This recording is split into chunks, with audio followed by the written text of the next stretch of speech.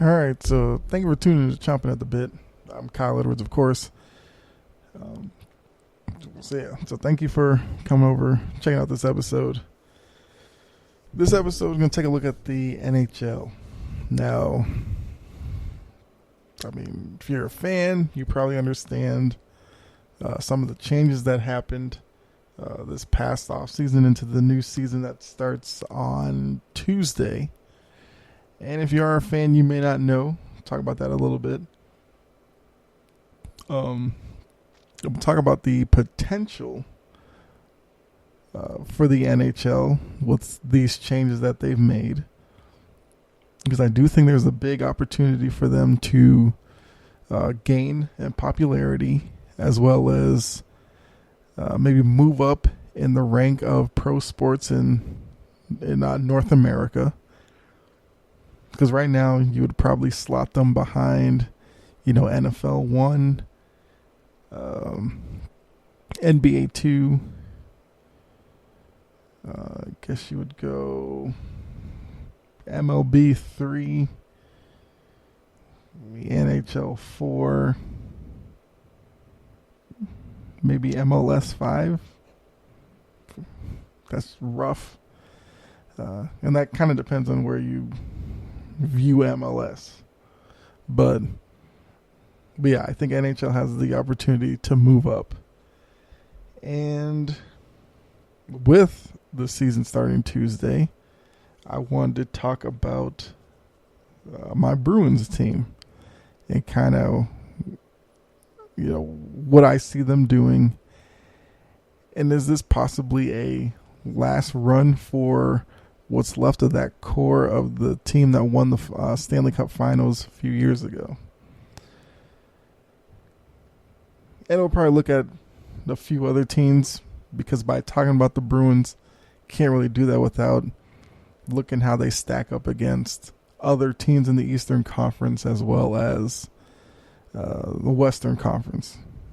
So we'll look into all of that. I think this may be one of the, I don't know if it was the first time talked hockey on here, but it's definitely been sporadically talked about on here. Definitely trying to change that as we now get into this new season, because like I said, I think there's a potential here for the NHL to take off a little bit, which I think would be good for the league and good for its fans. And that's one thing about being, a kid who grew up in Boston. Hockey was around me, so I became a fan of the sport. We'll say NHL playoff-wise, the NHL's playoffs are probably as dramatic and exciting as, it's probably right up there with any of the other sports. So I think because of that, for it to be sitting as low as I think it is in terms of overall popularity, it's kind of interesting. So we'll go ahead and get into that. So looking at the moves that NHL's made, well, not really moves, but changes that they've made to their,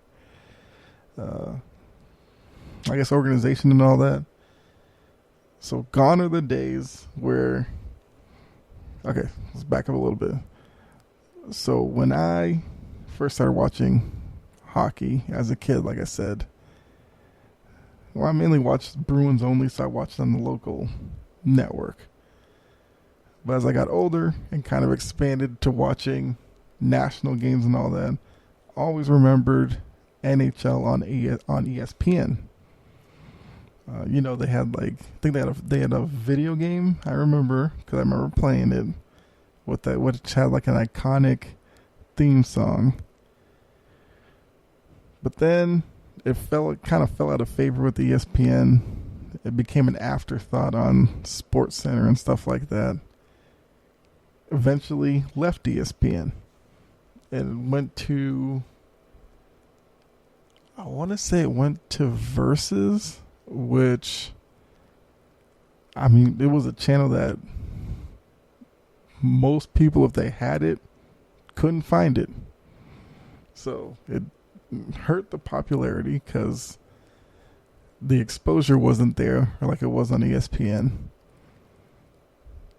And, the NHL did, after the contract ran out, they moved to NBC, which was definitely a step up.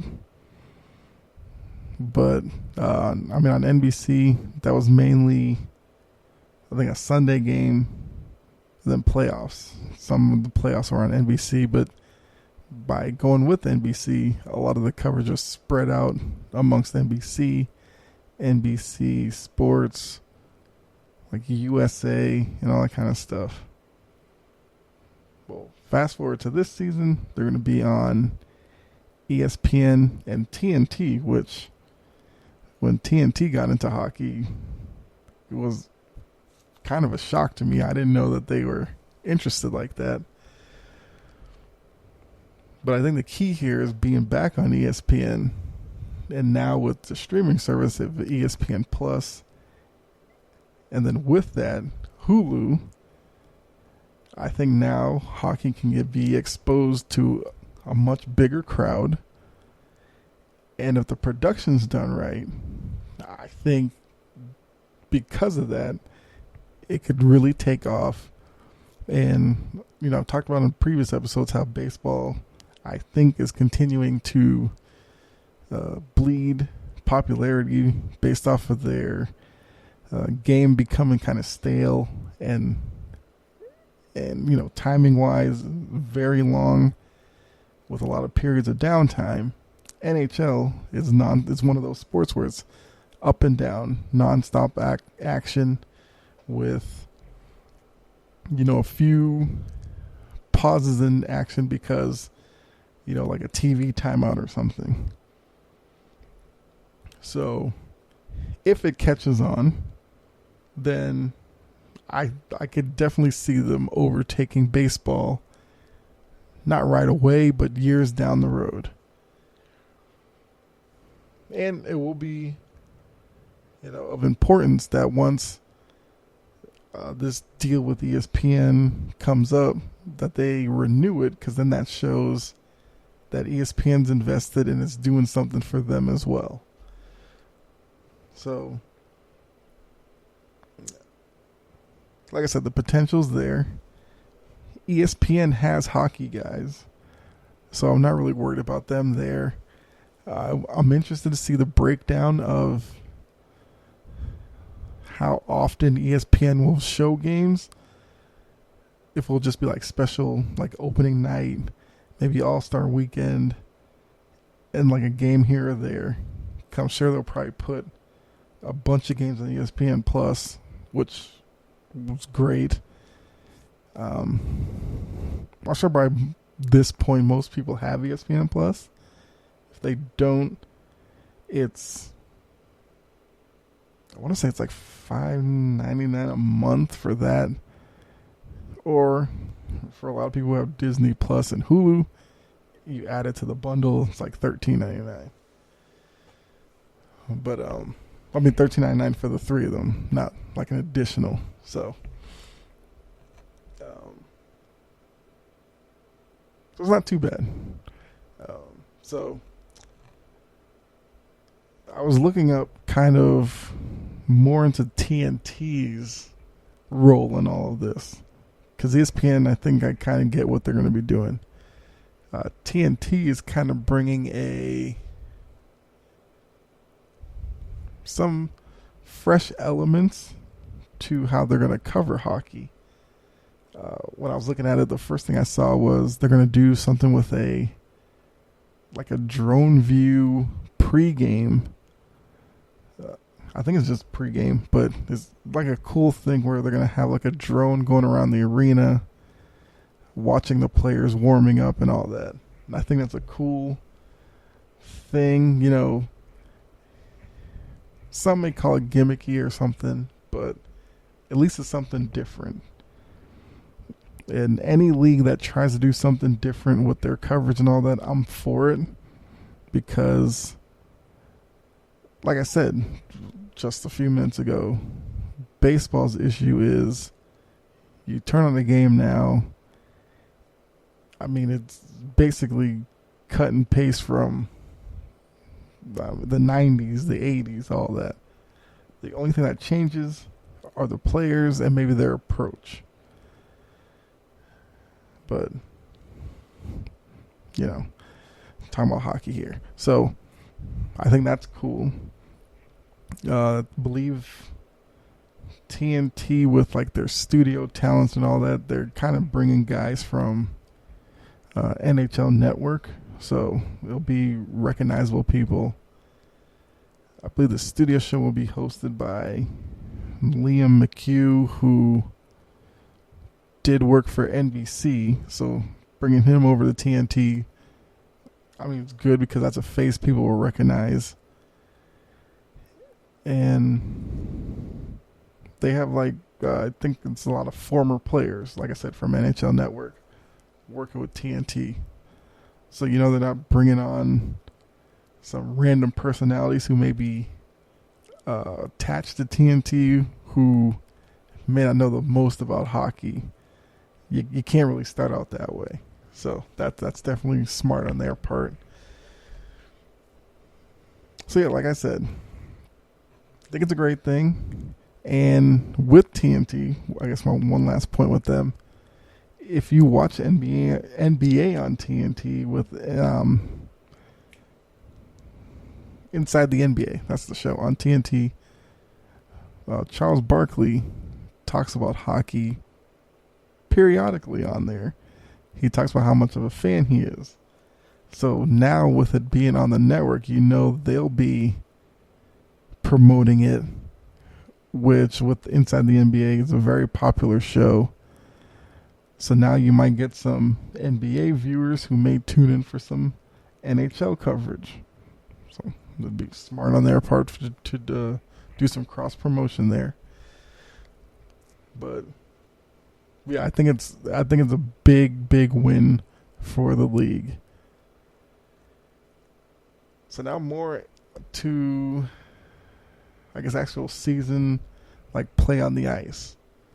So going into this year, there's a new team in the league, which I think is exciting because they're going to the Seattle market with the Kraken, which I think is a great name. I'd love to see like what kind of mascot they come up with. Didn't get to see any of their preseason games, but I think I saw the like the rough sketch of like the logo from before. And the logo's cool, but I want to see what the mascot looks like because they could go several ways with it. But like I said, Kraken, great name. We all know the Seattle market, great pro market. I still say if the NBA expands that, well, I think Silver's talked about, there's been talk about expansion. I'm pretty sure going back to Seattle is going to be in their plans. So, the NHL being there, you already have the Seahawks there. So, it's a win. With that, they joined the Pacific Division because this is one change that's going to happen to the actual conference alignment. The Kraken are in the West, of course, Seattle. They're in the Pacific. But to put them into the Pacific, a team had to move to the Central because otherwise you'd have imbalance between the two. So the Arizona Coyotes are moving from the Pacific to the Central, which, I mean, it's fine. It works. Because the Coyotes will be in the Central with Colorado Avalanche, which, I mean, it's relatively close, I guess. Yeah, I think because the Avalanche makes it work better. You have the Dallas Stars, that's a bit of a reach, but the Avalanche are close to them.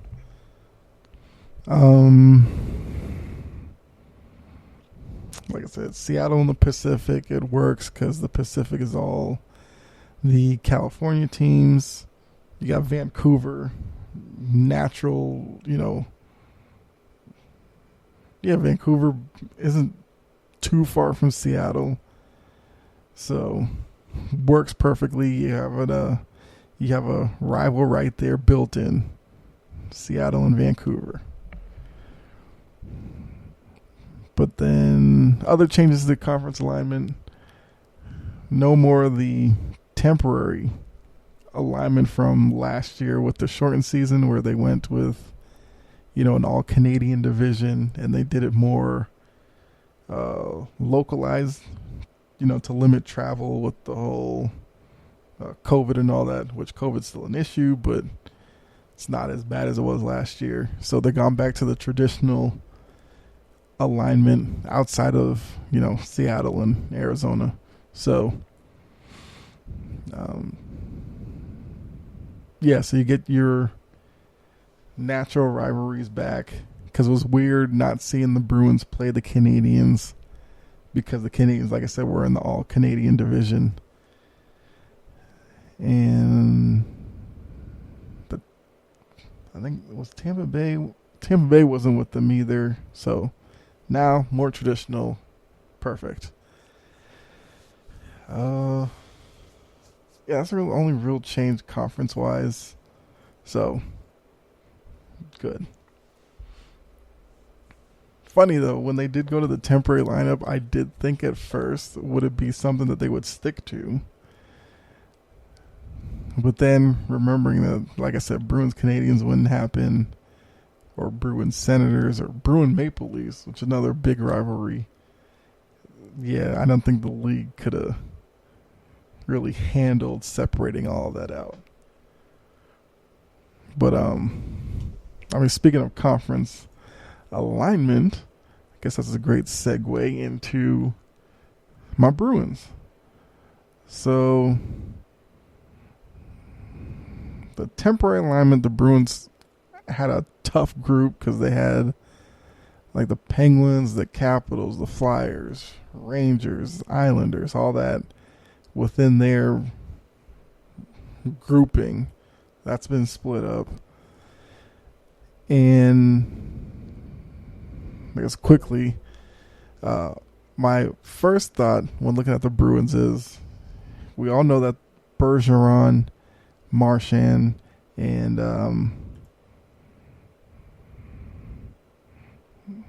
was it just those? Yeah, those two at this point, since Chara's gone.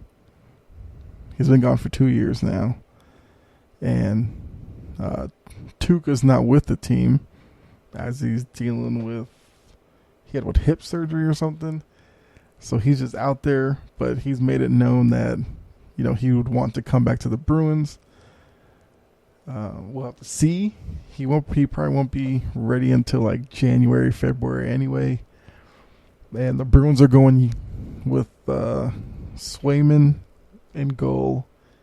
I'm assuming he's going to be the opening night starter. I think he's earned it based off of last year. They don't have Vladar. They traded him for... Yeah, they traded him in the offseason.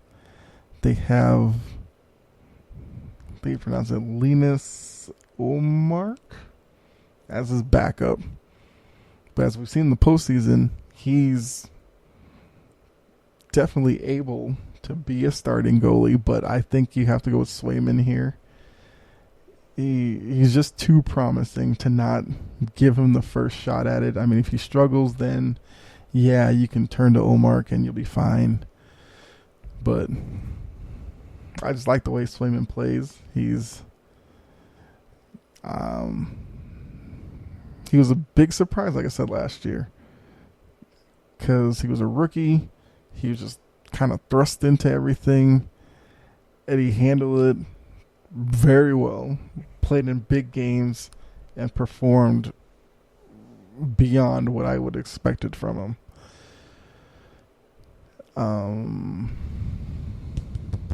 Like I said, some of the faces are different. And with that, you're seeing an evolution of the roster. And because of that, like I said, my thought was, will the Bruins core, which is kind of down to Bergeron and Marchand, will I and other Bruins fans remember them as kind of being like the Celtics? And if you don't remember, Pierce was kind of running on fumes. He'd gone through the days of Antoine Walker. Antoine Walker was gone. Pierce was kind of being surrounded by a mishmash of talent. And the team was struggling. They made big moves, got Ray Allen, Kevin Garnett to form a big three with Paul Pierce. And they click right away, get to the finals their first year, I believe. Was it their first year or their second year? But very early on, they kind of just figure out chemistry. They, of course, mixing pieces around them. You know, guys like Eddie House, James Posey, Sam Cassell. They want a mix of younger vets with older vets. And they break through, get to the finals, win one. People kind of assumed that they'd win, 2, maybe 3 together. And it just didn't happen. For a variety of reasons, it just didn't work. Whether it was, Garnett getting hurt and not really being the same, or making it back to the finals and Perkins getting hurt, which completely killed their chances because they got hurt in the finals against the Lakers. And then that series kind of turned once he was gone, and they ended up losing. They had like Rasheed Wallace, who they had brought in. He was good the first half of the year he was there, but then playoff wise, he was real up and down, which hurt their chances. And yeah, so ultimately they ended up only winning one. And now people just remember them as a group that should have won more together. So, taking that to the Bruins, like I said, they had Bergeron, Marchand, Chara, Tuca. Feel like there's a couple of other names I'm missing there, but that group wins theirs. I'm trying to remember the year. Hold on, I'm going to look at that real quick. I want to say it was 2000.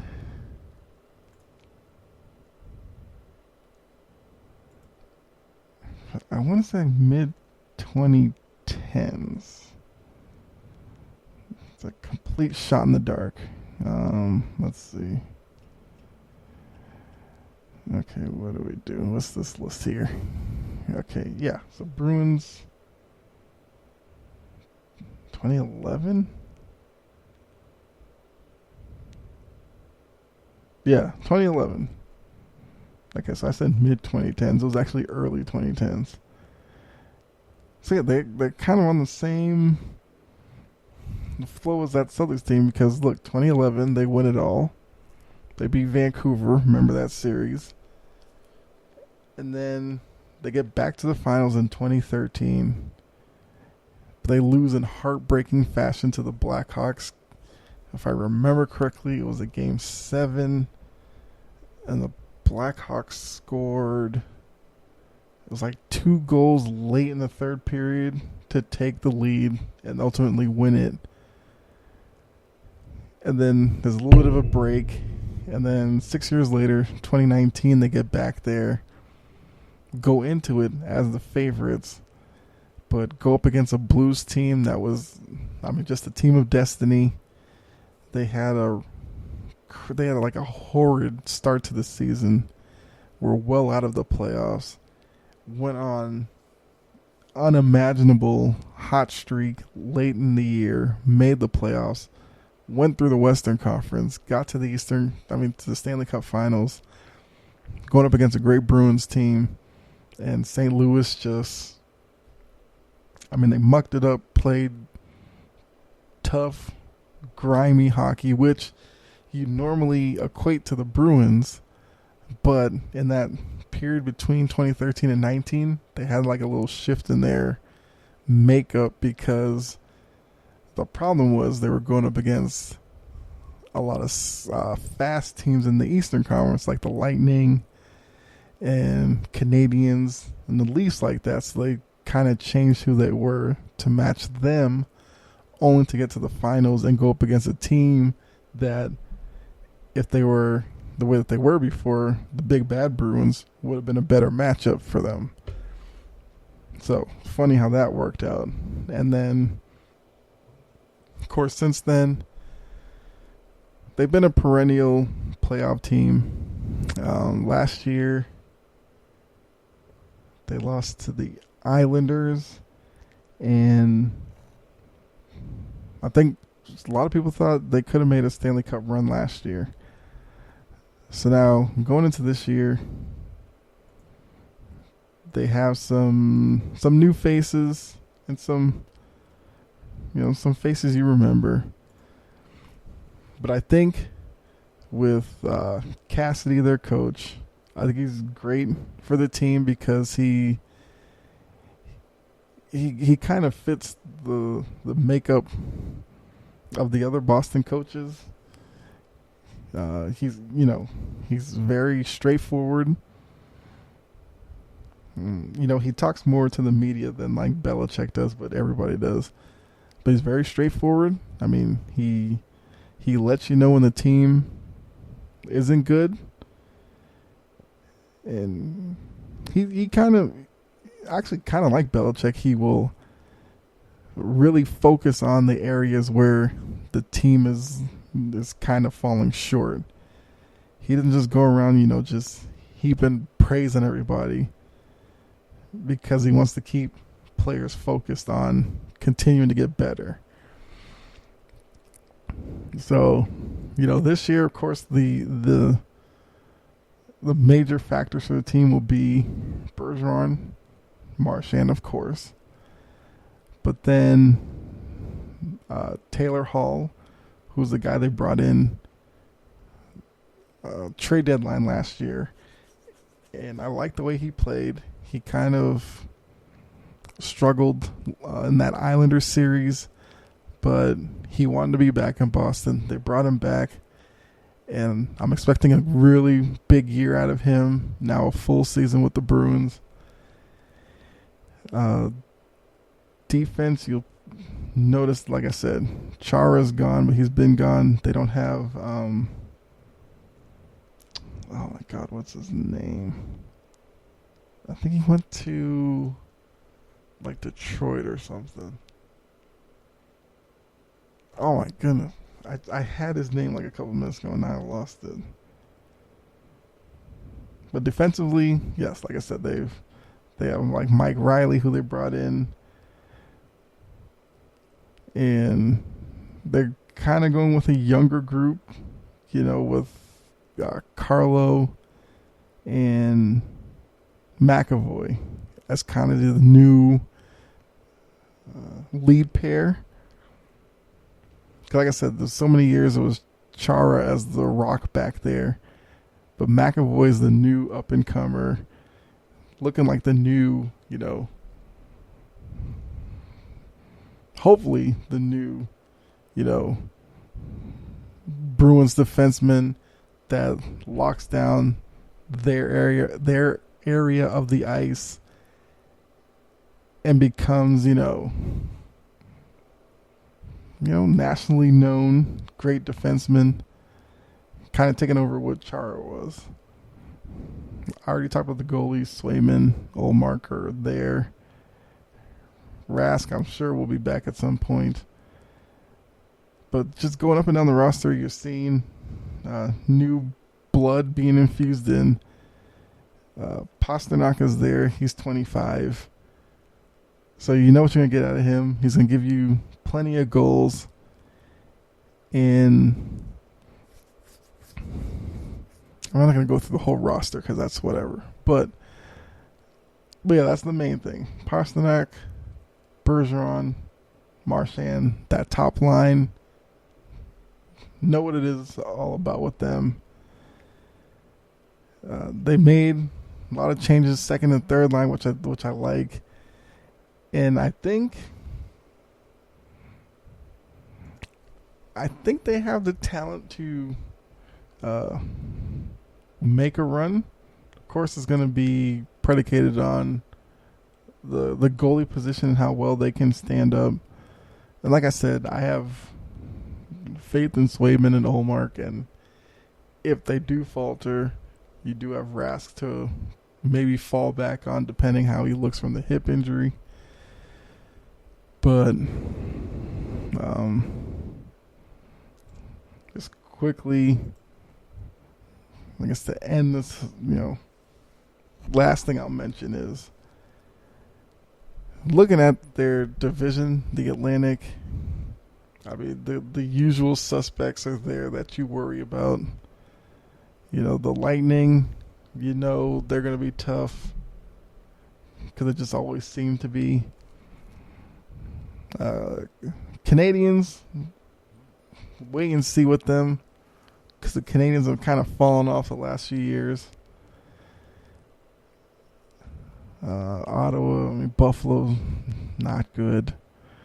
So in their division, it's really Tampa Bay and Toronto that I'm looking at as competition. But in terms of the East, the Capitals will be there. Although I feel like there's going to be some drop-off at some point because Ovechkin's like 40. Isn't Ovechkin like 40, 41 now? Just crazy to think that he's that old. Or maybe I'm adding too many years onto him. Who knows? But